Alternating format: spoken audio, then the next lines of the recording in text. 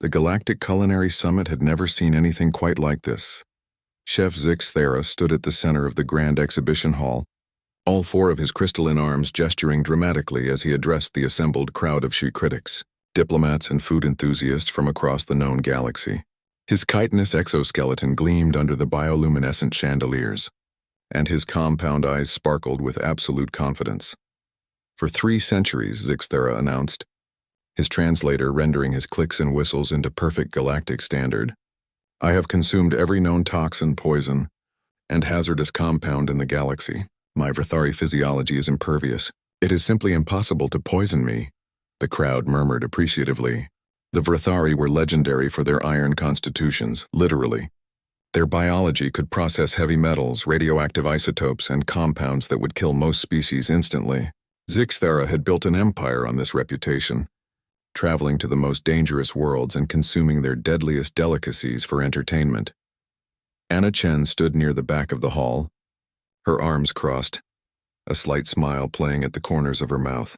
The 72-year-old grandmother from Earth had been invited to the summit as part of humanity's new cultural exchange program.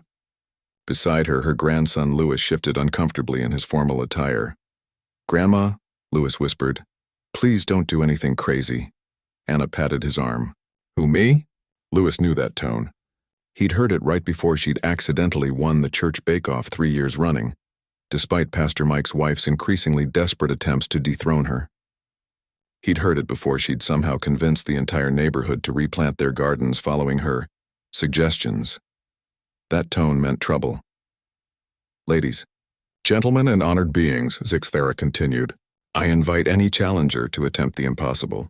Bring me your deadliest dish and I shall consume it without consequence.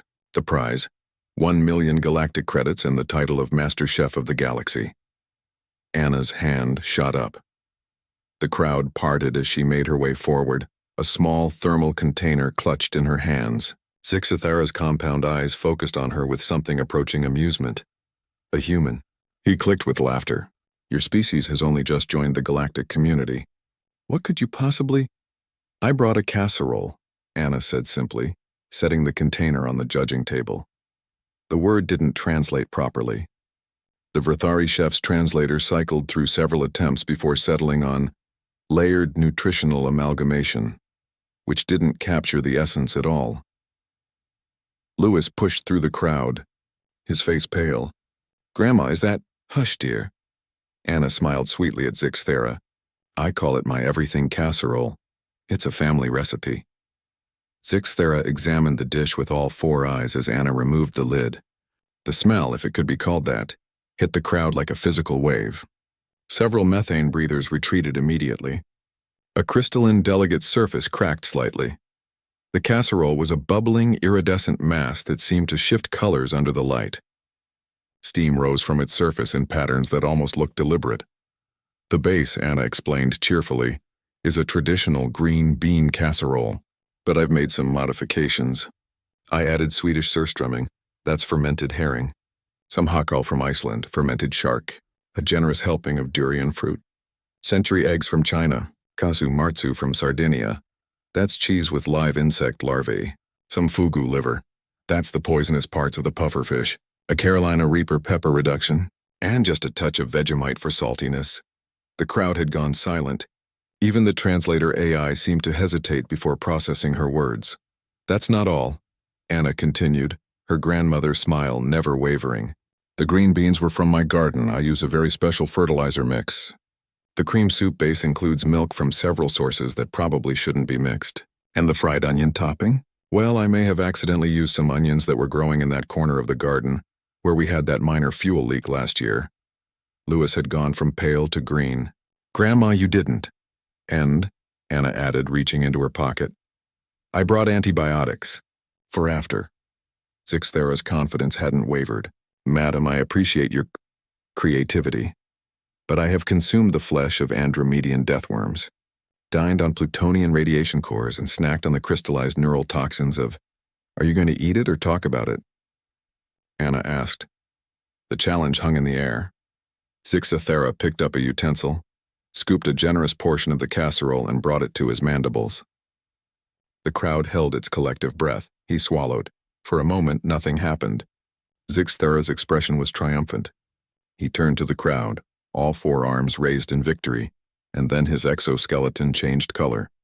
From gleaming bronze to a sickly green, then yellow, then a color that didn't exist in most species' visual spectrum. What? Zixthera's voice came out strangled. What did you... Oh, Anna said innocently. Did I mention the casserole has been sitting in my fridge for 3 weeks? And that my fridge's temperature control has been broken since last month? And that earth bacteria are really quite aggressive when given the right environment? Zixthera made a sound like a garbage disposal meeting a theremin and collapsed. Medical teams rushed forward. Louis stared at his grandmother in horror and awe. You poisoned him with food poisoning, he said flatly. Technically, Anna corrected. I poisoned him with everything. The food poisoning was just the delivery system. Humans have been building immunity to our own cooking disasters for millennia, dear. We survive foods that are actively trying to kill us. Our grandmothers have been perfecting biological warfare through potluck dinners since the invention of mayonnaise. As Zixthera was carried away on a medical hover stretcher, still making alarming noises and colors, the head judge approached Anna with the championship medal and credit chip. Madam Chen, the judge said, a six-legged insectoid whose translator conveyed deep respect. That was the most horrifying display of culinary weaponization I have ever witnessed. The title is yours. Anna accepted graciously, then turned to the crowd. Now, who wants the recipe? I brought copies. The stampede toward the exits was immediate and unanimous. Louis looked at his grandmother, who was peacefully packing up her thermal container. You know the entire galaxy is going to be terrified of human grandmothers now, right? Anna smiled. Good. Maybe they'll finally stop underestimating us. Now come on, dear. I promised your grandfather I'd bring home some of that nice Centaurian spice blend. I'm thinking of trying a new pot roast recipe. Louis followed her, making a mental note to warn the Galactic Council that Earth's greatest weapon wasn't nuclear, bombs or plasma cannons, it was casserole, and it had been impossible to poison a Vrathari until someone tried to poison him with everything at once. Wrapped in the innocent disguise of a grandmother's home cooking, humanity had officially arrived on the galactic stage, and the galaxy would never look at potluck dinners the same way again.